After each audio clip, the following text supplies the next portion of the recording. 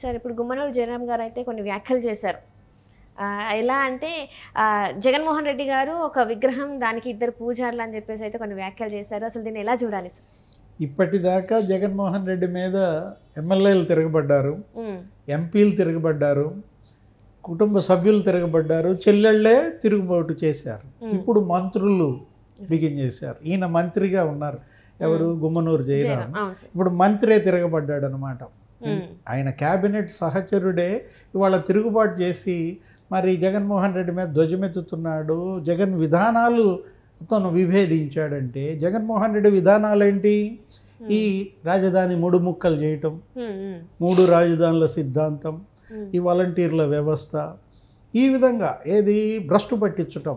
విద్యా రంగాన్ని భ్రష్టు పట్టించారు, వ్యవసాయాన్ని భ్రష్టు పట్టించారు, ఉపాధి రంగాన్ని దెబ్బతీశారు, పరిశ్రమలన్నీ తరిమేసిన పరిస్థితుల్లో మొత్తం పాలసీ పెరాలసిస్ వచ్చింది. ఏది? ఆంధ్రప్రదేశ్లో పాలసీ పెరాలసిస్ అన్నమాట. అంటే అసలు ప్రభుత్వంలోనే విధాన లోపం చచ్చుబడిపోయింది ఒక రకంగా. ఎందుకంటే ఇవాళ మంత్రి తిరుగుబాటుని ఎలా చూడాలా? ఇప్పుడు మంత్రి కామెంట్స్ ఏమన్నావు? శిల్పం, ఏదో పూజారులు, భక్తులు, నాకు అర్థం కాల.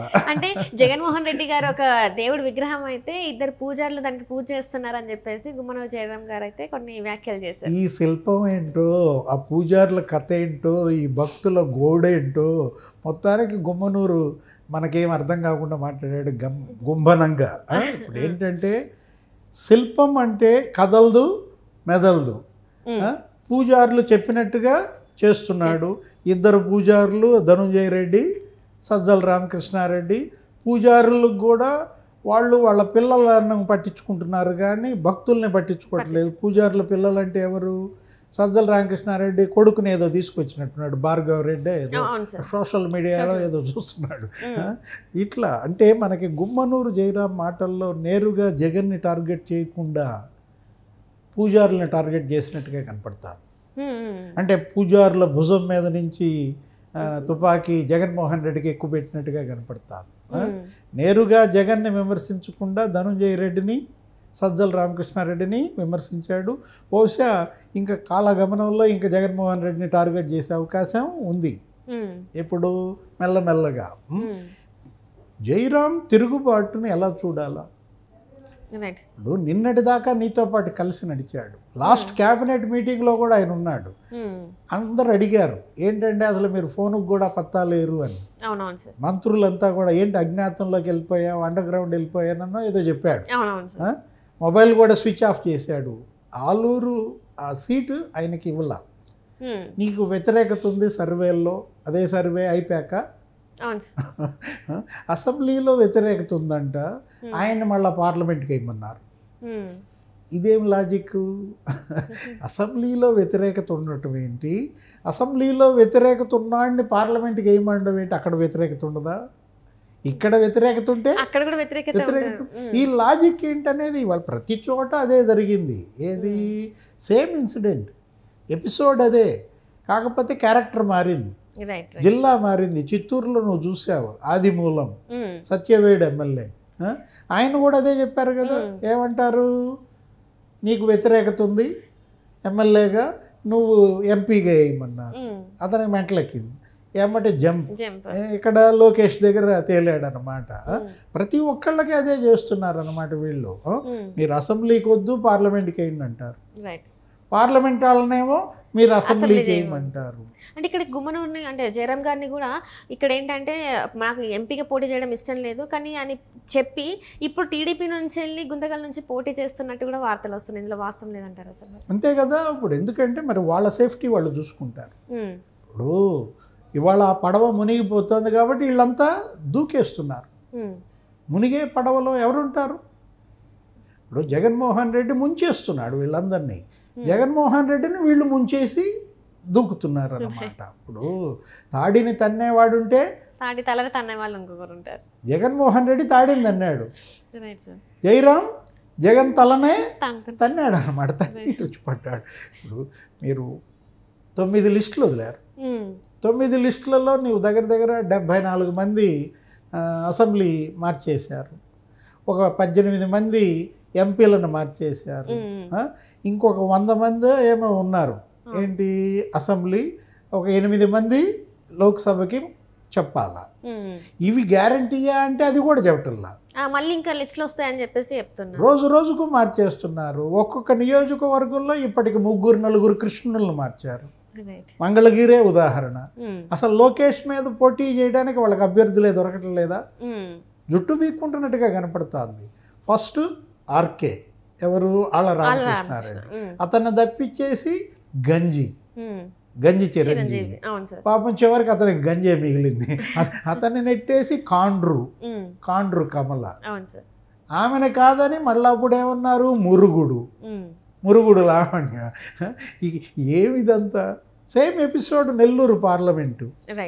ఏంటి నెల్లూరు పార్లమెంట్లో కూడా ఫస్ట్ ఎవరు ఆదాల, ఆ తర్వాత ఆయన అసెంబ్లీకి వేయమన్నారు.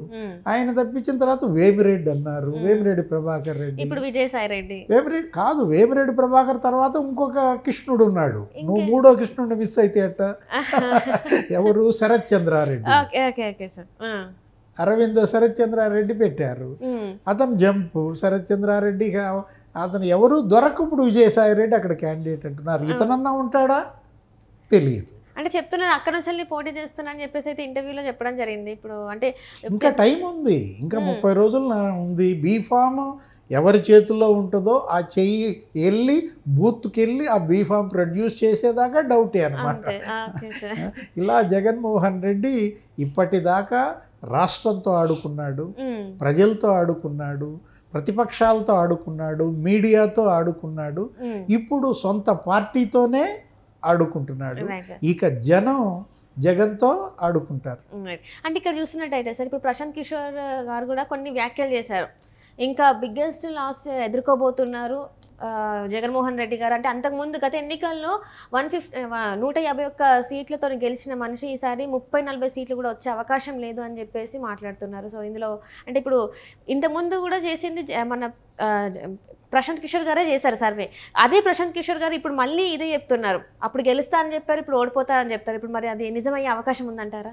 ప్రశాంత్ కిషోర్ నిన్నటిదాకా అతను వెంట ఉన్న మనిషి, అతనికి యాంటీగా ఎందుకు మాట్లాడుతున్నాడు?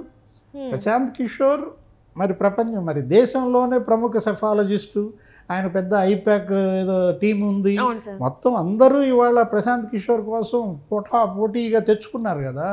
జగన్మోహన్ రెడ్డి వెళ్ళాడు కదా ప్రశాంత్ కిషోర్ ఇంటో పెళ్ళికి కూడా వెళ్ళాడు కదా. అలాంటి ప్రశాంత్ కిషోరే చెప్పాడంటే మరి అందులో ఎంత వాస్తవం ఉంది? ప్రశాంత్ కిషోర్ ఏమైతే చెప్పాడో అవన్నీ వాస్తవాలే. ఏమన్నాడు ఆయన?